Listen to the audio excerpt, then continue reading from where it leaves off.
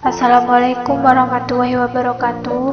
Perkenalkan, nama saya Nurul Setianingsih dari Prodi Bimbingan dan Konseling Fakultas Keguruan Ilmu dan Pendidikan Universitas Darul Ulum Jombang.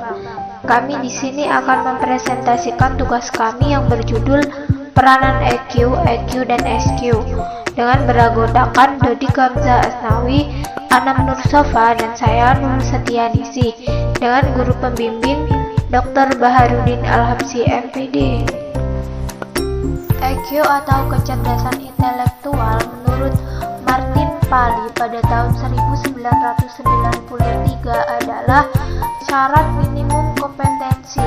Inteligensi diartikan sebagai keseluruhan individu untuk berpikir dan bertindak secara terarah serta mengolah dan menguasai lingkungan secara efektif.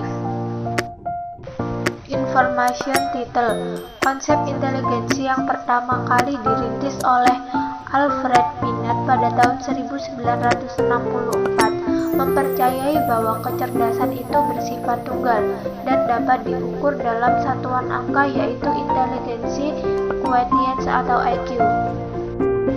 Gardner pada tahun 1994 menemukan dalam setiap anak tersimpan 8 kecerdasan yang siap berkembang, yaitu 1. Kecerdasan linguistik atau word smart yang artinya cerdas dalam berbahasa. Yang kedua, kecerdasan matematik logis atau number smart yang artinya cerdas angka. Yang ketiga, kecerdasan spasial atau cerdas gambar. Yang keempat, kecerdasan kinestetik jasmani atau cerdas tubuh. Yang kelima, kecerdasan musikal atau cerdas musik. Yang keenam, kecerdasan intrapersonal atau self-smart yang artinya cerdas diri. Yang ketujuh, kecerdasan intrapersonal atau people smart yang artinya cerdas bergaul. Dan yang terakhir, kecerdasan naturalis atau cerdas alam. Yang menggembirakan dari paradigma baru tentang inteligensi adalah pandangan bahwa tidak ada murid yang bodoh. Setiap anak punya kecerdasan yang menonjol satu atau dua jenis dan siap untuk berprestasi.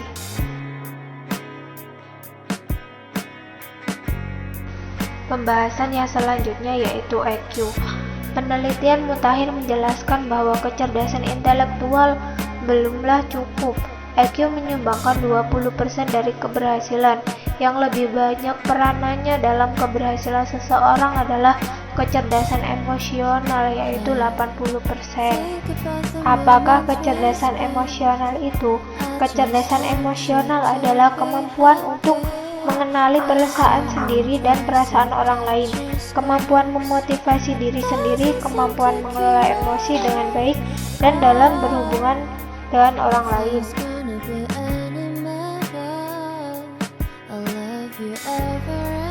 Daniel Goleman mengembangkan EQ menjadi 5 kategori dengan poin-poin, yakni 1. Kesadaran diri.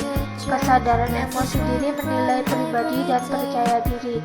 Yang kedua, pengaturan diri, pengendalian diri, sikap dapat dipercaya, waspada, adaptif, dan inovatif. Yang ketiga, motivasi, dorongan berprestasi, komitmen, inisiatif, dan optimis. Yang keempat, kecerdasan kinestetik, dan empati, memahami orang lain, pelayanan, membantu pengembangan orang lain, menyikapi perbedaan, dan kesadaran politis. Pembahasan yang selanjutnya yaitu SQ. Hasil penelitian dari ratusan perusahaan dan kalangan eksekutif bisnis menunjukkan bahwa spirit itu sungguh penting. Spirit menjadi salah satu faktor penentu sukses. Salah satu contohnya yaitu spirit mereka meyakini bahwa bisnis itu bermakna besar bagi diri, keluarga, dan masa depan umat manusia.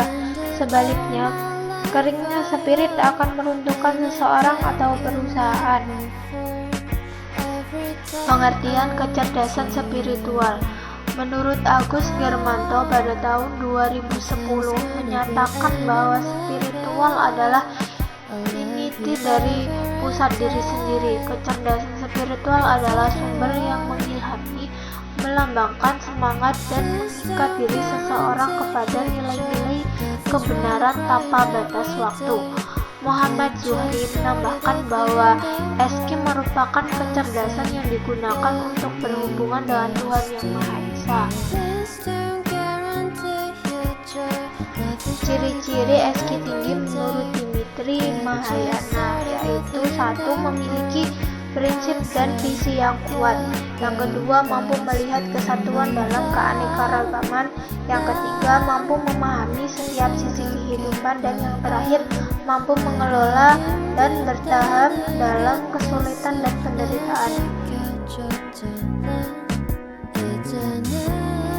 Melatih EQ, dan SQ sekaligus sangat menajamkan indera kita dalam menangkap materi pelajaran, menajamkan pikiran dalam memahami intisari dari setiap pokok bahasan, serta memberikan dorongan kepada akal untuk menghindarkan diri dari gangguan nafsu. Akhirnya, konsentrasi kita akan lebih khusyuk dan daya tangkap kita akan lebih cemerlang. Memori-memori yang disimpan dalam berangkas otak menjadi aman, tidak rusak dan tidak hilang, serta dapat digunakan pada waktunya sesuai kebutuhan.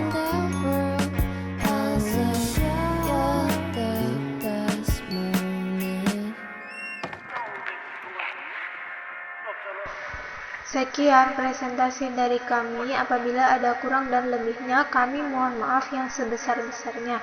Wassalamualaikum warahmatullahi wabarakatuh.